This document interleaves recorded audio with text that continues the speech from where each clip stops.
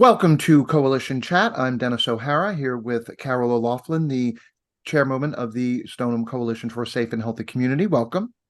Very nice to be with you, Dennis.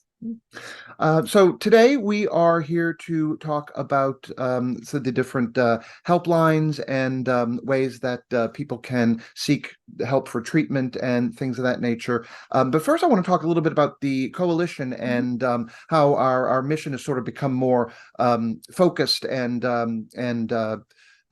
energized over after the last couple of years and as we're moving forward. So why don't you talk a little bit about that?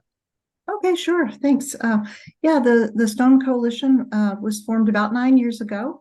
It's a nonprofit organization comprised of community members, including representatives from our local businesses, healthcare, town and school officials are on the coalition, as well as people in recovery from addictions. We also have Mike Day's office is represented there as well. And our mission is to address substance use, addiction, and their root causes through education, advocacy, and support. Wonderful.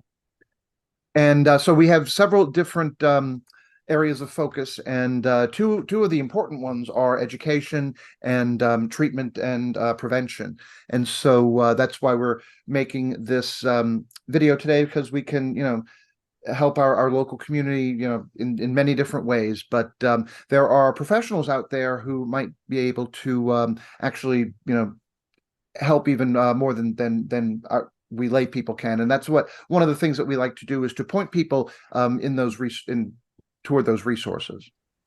Okay, I'd like to start with the 988 number. So that's sort of the catch-all for everything we're going to be talking about here today. But why don't you tell us a little bit about what the 988 nationwide number is all about, and who should be using it and for what purpose? Sure.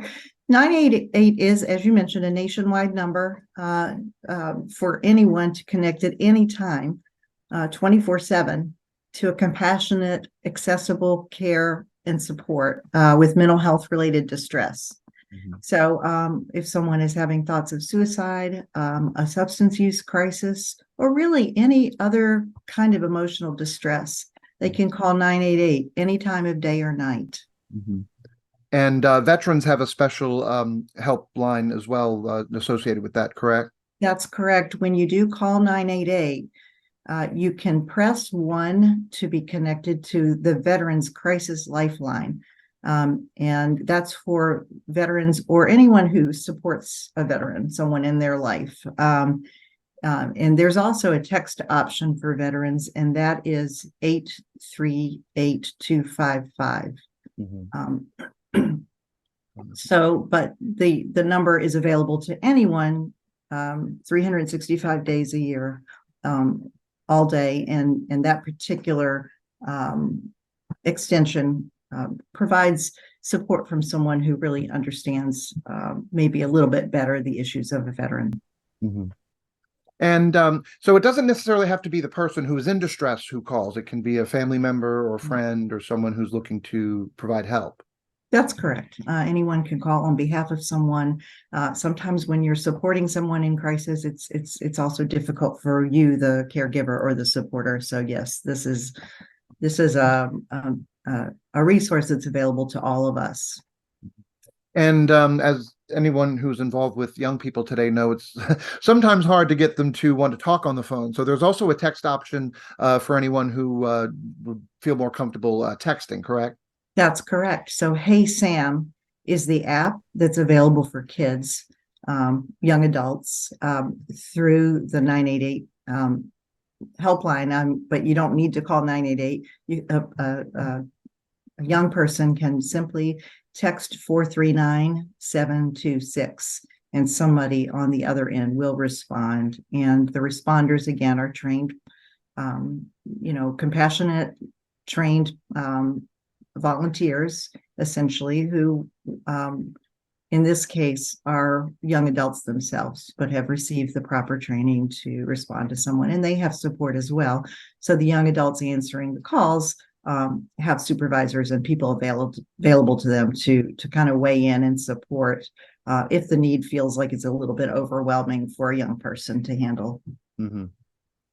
And one thing I just want to drive home about 988 is that while a lot of the other resources we'll be talking about are strictly referrals, 988, you can call and just talk over your feelings with someone. You don't necessarily have to be looking for professional treatment or care. You can just, if you need someone to talk to about how you're feeling, and especially if you're feeling suicidal or you're really about to do some harm to yourself, then it's a good thing to just call and talk to someone at the 988 number. That's correct. That's correct. This is not really a clinical intervention per se. But often it's really what someone needs is just someone who can listen and validate and just be there for you any time of day or night.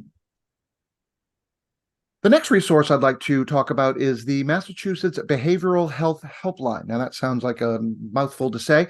That's why it's frequently shortened to BHHL. And this is more of a referral service and for people who are looking for behavioral health needs. Why don't you tell us a little bit about what you know about that? Yes, that's correct. You can call or text the Behavioral Health Helpline in Massachusetts, and this is specific to Massachusetts. This is for people who are residents of Massachusetts. Um, Again, this is a service staffed by trained clinicians and peer specialists who will assist anyone in Massachusetts in connecting with resources for a range of behavioral health needs. So it may be treatment, it may be an outpatient therapist, it may be someone needs a psychiatrist, a prescriber, or a substance use program, or potentially a treatment resource for substance use, more of a residential or longer term treatment. Mhm. So you're correct, Dennis, that the behavioral health helpline staff make referrals using a comprehensive directory of mental health and substance use treatment providers within our state. The call itself is available to anyone in the state, regardless of your insurance status, but your insurance status will help them to identify the right provider for you. So depending on what one's insurance is, they are able to navigate that sometimes complicated system of care to find someone who is not only covered under one's insurance, but also has openings. And a lot of times when we're looking for this kind of care, most people are in a situation where you may not have the wherewithal or the resilience at this moment of crisis to make 20 phone calls. So they do a lot of that legwork for you.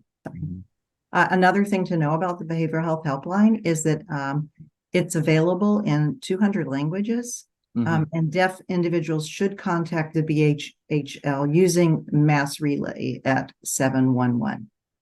Okay, so there's an option for deaf individuals. That's wonderful. That's correct. Now, going along with the BHHL to an extent, perhaps more localized, is the interface helpline, and that's available to certain communities, not all communities in Massachusetts, unlike the behavioral health helpline, but Stoneham does have an interface service. So let's talk a little bit about interface and how it distinguishes from the BHHL. Yes, you access interface through their 800 number as well. And they're also, it's important to note, they're available 9 to 5, Monday, Wednesday, and Friday, and Tuesday and Thursday, 8 to 6. So it's not 24/7 like the behavioral health helpline. However, it is a service that is available to those of us in Stoneham and some of our surrounding communities. This is a referral service, though, that communities pay for. So it's just an additional resource for us. So we're lucky to have it. And again, the person that on the other end of the call provides individualized assistance to the caller. Again, providing referrals, utilizing one's health insurance to figure out what's covered, and then referring the caller to the appropriate provider. Right. And these helplines are so important because, like you said, when someone's in crisis or mentally, feeling overwhelmed, and they may make 2 or 3 phone calls and then just give up. Whereas here they can make 1 phone call and then they can get the assistance that they need to line up their treatment. That's correct. Yes. both behavioral health helplines will also follow up. They follow up to make sure,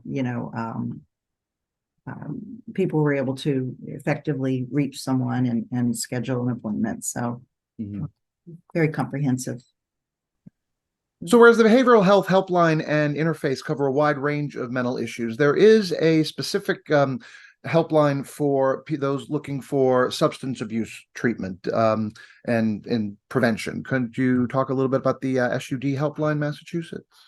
Yes, the SUD helpline in Massachusetts is another 800 number and another referral service, but this one specifically focuses on identifying substance use treatment programs, recovery programs, or support for people with problem gambling addictions. So again, trained staff assist in understanding the treatment systems and the range of options that might be available to that individual. Now, the BHHL will actually refer people to substance use programs as well. The interface primarily focuses on mental health support, and the substance use helpline focuses primarily on substance use programs. So if you kind of already know if it's not necessarily a mental health issue, combined with a substance use issue, which often is the case, oftentimes these are coexisting kinds of conditions that people often have that need co-treatment. But sometimes someone is just seeking substance use treatment, and then the substance use helpline may be an appropriate resource for that person to find those resources. Yeah. I'm not a mental health professional, but it's interesting to me that they added gambling to substance use. I'm assuming that the manifestation of those addictions are similar, and so that's why gambling is added in with the substance use. Yeah, so I'm not a clinician either, but I will say that gambling is considered an addiction. So I think they're looking at sort of the manifestation, but also the etiology of it is very comparable to treating someone with a substance use disorder. There are some similar methods that would be utilized in those treatment programs. Not that if you accidentally call the substance use helpline, but you'd be better served by the behavioral health helpline. Then these organizations all sort of know about each other, network with each other, and can point you in the right direction. Correct? That's absolutely right, Dennis. Thank you for mentioning that. In Massachusetts, there's been a desire to create a sort of a philosophy of no wrong door.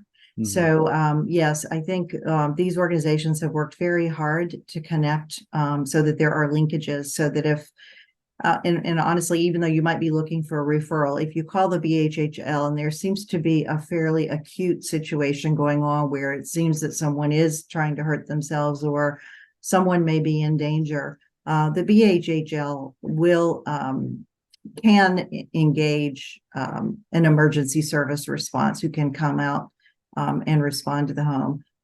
988 again is more of a listening helpline. They provide wonderful support, but they're not going to provide a referral. However, if it's very clear someone needs a referral, they can actually connect the person to the BHHL or give them that phone number and suggest that they give a call. Again, everyone on a call is evaluating the person, sort of doing a screening type of process to kind of evaluate whether or not they need some immediate assistance, or if a referral to a program can wait till the next day, or if they need to really maybe engage the SUD helpline, perhaps if someone really is trying to get into a treatment program that day, they may engage one another to best serve the person's needs.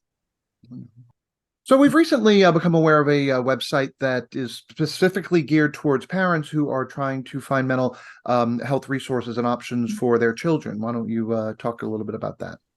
Yes, Handhold MA or handholdma.org is a website that is really a resource. It's rich with resources for parents trying to kind of navigate care for children. And a lot of times with parents or guardians working with children with maybe some emotional issues, you may not know if it's a mental health issue or if it's sort of a just a stage of development that, there may be some learning issues. It's very, very hard sometimes to tease out with younger children what's going on, and parents are often learning about their children in these early ages, stages of life.